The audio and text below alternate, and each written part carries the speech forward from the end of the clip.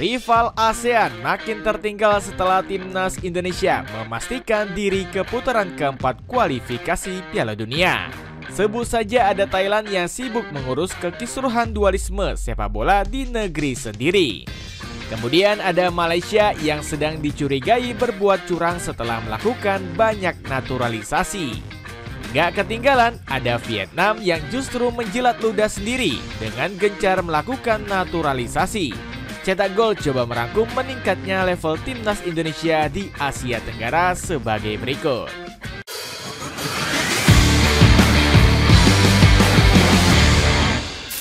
Kekuatan Malaysia dihujat media Kolombia. Malaysia berhasil mencuri perhatian dengan mendatangkan sejumlah amunisi naturalisasi baru. Namun langkah tersebut malah buat negeri jiran terkena nasib sial. Hal ini terjadi akibat Rodrigo Holgado yang dihujat atas keputusan memilih Malaysia. Publik Kolombia mengecam Holgado karena memilih negara yang dinilai berkualitas buruk seperti negeri jiran. Sejak kapan Holgado punya kewarganegaraan Malaysia? Hal itu tidak akan terjadi. Dia tidak akan berkompetisi. Skuad Malaysia tidak ada. Mereka adalah tim yang buruk, ungkap Bambino Quintero. Ucapan para fans sepak bola Kolombia langsung terbukti setelah Malaysia dicukur habis timnas. Negeri Tanjung ini langsung menggilas Malaysia dengan 3 gol tanpa balas. Kekalahan ini disebut membuat para penggawa Harimau Malaya kena mental. Padahal pasukan kuning akan menghadapi Vietnam di lanjutan kualifikasi Piala Asia. Alhasil mereka disebut gak akan tampil maksimal saat melawan skuad bintang emas. Di lain sisi, kekalahan kontra Cape Verde disebut terjadi karena ulah Malaysia yang salah pilih lawan untuk persiapan kontra Vietnam. Jujur saja, Cape Verde tidak memiliki gaya bermain yang sama dengan Vietnam. Yang saya lihat adalah bahwa Tanjung Verde memiliki kecerdasan yang berbeda dalam bermain, ujar Safi Salih selaku legenda Malaysia. Selain kena mental, Malaysia saat ini juga tengah menghadapi masalah besar dari FIFA. Induk sepak bola dunia ini kabarnya mulai bergerak memeriksa dokumen naturalisasi Malaysia.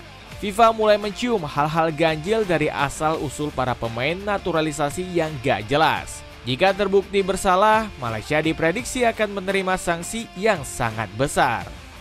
Thailand panggil pemain yang karirnya gagal di Liga Italia. Thailand mulai ketakutan karena sudah tertinggal jauh dari Indonesia. Mereka kepanasan melihat prestasi yang ditorehkan pasukan merah putih belakangan ini.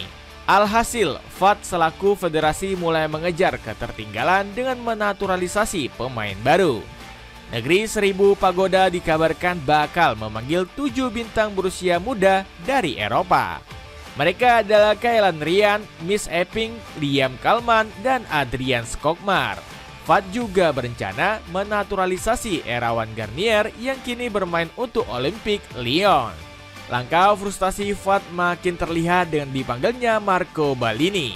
Padahal Ballini gagal bersinar di sepak bola Italia meski lahir di Bologna dan memilih berkarir di Liga Thailand. Mirisnya lagi, pemain 26 tahun ini sudah lama absen membela timnas Thailand. Ballini diketahui terakhir kali memperkuat skuad Gajah Putih di kelompok umur U23 pada 2019. Permasalahan yang dihadapi negeri Gajah Putih bahkan semakin menjadi-jadi. Bagaimana tidak, sejumlah anak asuh Masata Daisy dikabarkan undur diri dari skuad. Saya menerima beberapa permintaan pengunduran diri pemain, tetapi saya belum dapat mengungkapkan nama-namanya, ungkap Coach Isi. FAT juga pusing 7 keliling karena sepak bola Thailand sedang kacau balau. Sejumlah klub Thai League One kabarnya bakal melepas diri dan membentuk liga baru.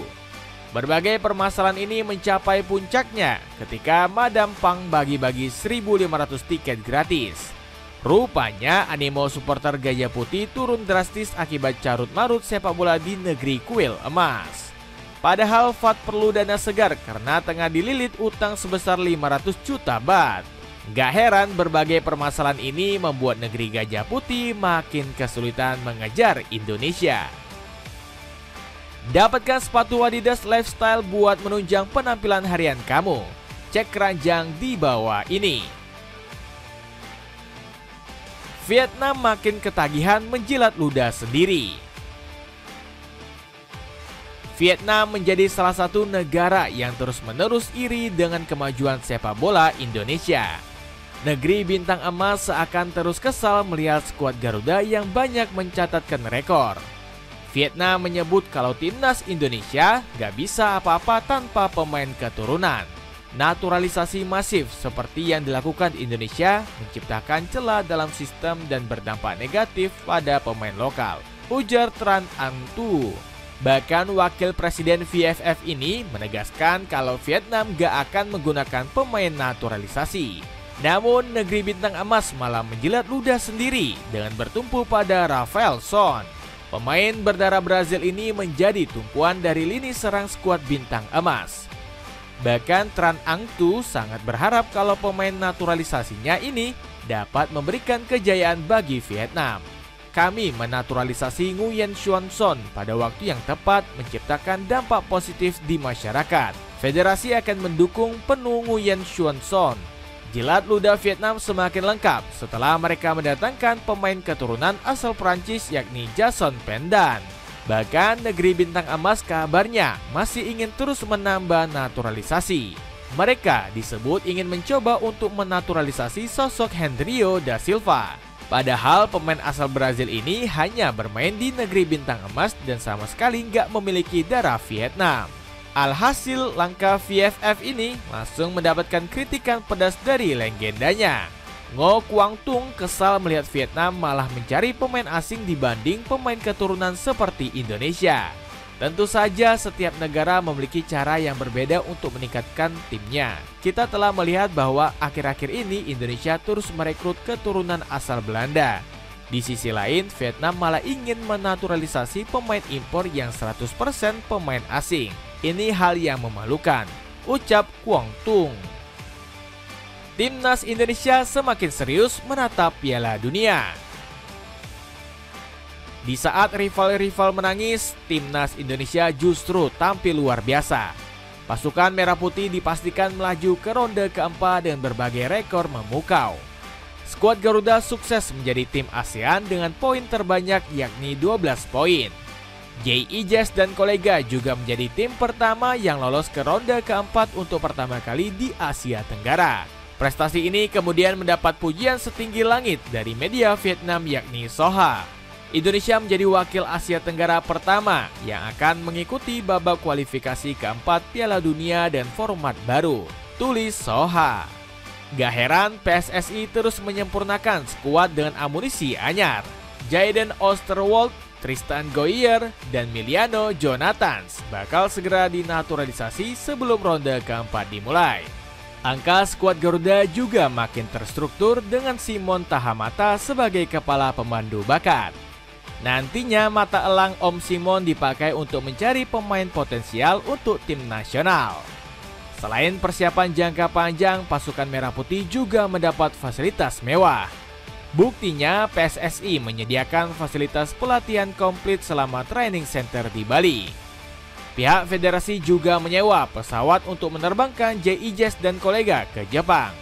Persiapan skuad Merah Putih dipastikan matang dengan laga uji coba sebelum ronde keempat dimulai. Erick Thohir menerangkan dirinya mengundang dua tim Timur Tengah untuk bertanding di bulan September. Makanya di bulan September kan kita uji coba dengan tim semua dari sana yaitu Lebanon dan Kuwait, itu persiapannya, tegas Pak Erick. Celana pendek pria berbahan Despo yang sangat lembut dan nyaman digunakan. Bisa kamu dapatkan 2 pieces dengan harga Rp99.000 saja.